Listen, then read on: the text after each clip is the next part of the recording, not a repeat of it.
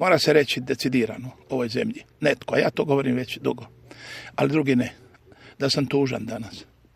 Iako bi danas trebao biti sretan, jer danas treba slaviti dan antifašističke borbe, dan temelja suverene i demokratske Hrvatske. Bio sam sada na 3 mjesta i na kraju ovdje kod prvog predsjednika doktora Franje Tuđmana, koji je bio živi svjedok tih vremena i hrvatski antifašista. General Titove vojske. Tužan sam.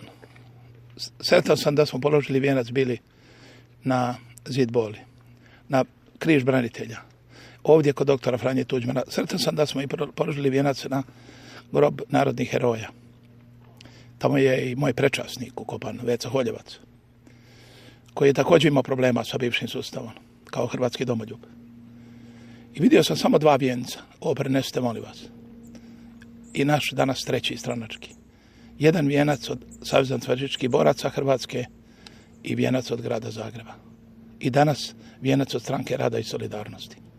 Ja se postavljam pitanje za koga su se ti ljudi borili. Je li antifašizam stvarno temelj Hrvatske države? Neupitno jest. Onaj ko dovodi u pitanje svrstavanje Hrvatske i učešće Hrvatske u antifašističkoj koaliciji u Drugom svjetskom ratu između 1941. i 1945. ne misli dobro Hrvatskoj. Bez obzira li to ne razumije ili to namjerno radi.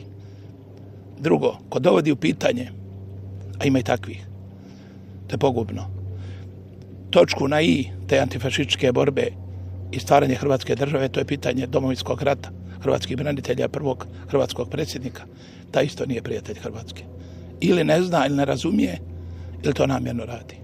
I zato pozivam sve da se jasno odredimo prema te 2 stvari. Da ne mucamo, tu ne smije biti zareza. I zato danas, kao sretan čovjek, ali tužan zbog koga što sam sad vidio, želim svima čestitati dan antifašističke borbe Hrvatske. To je temelj suverene i demokratske Hrvatske. To je temelj i stup na kojima Hrvatska počiva. I ne samo Hrvatska, nego i Europa, čiji smo mi član.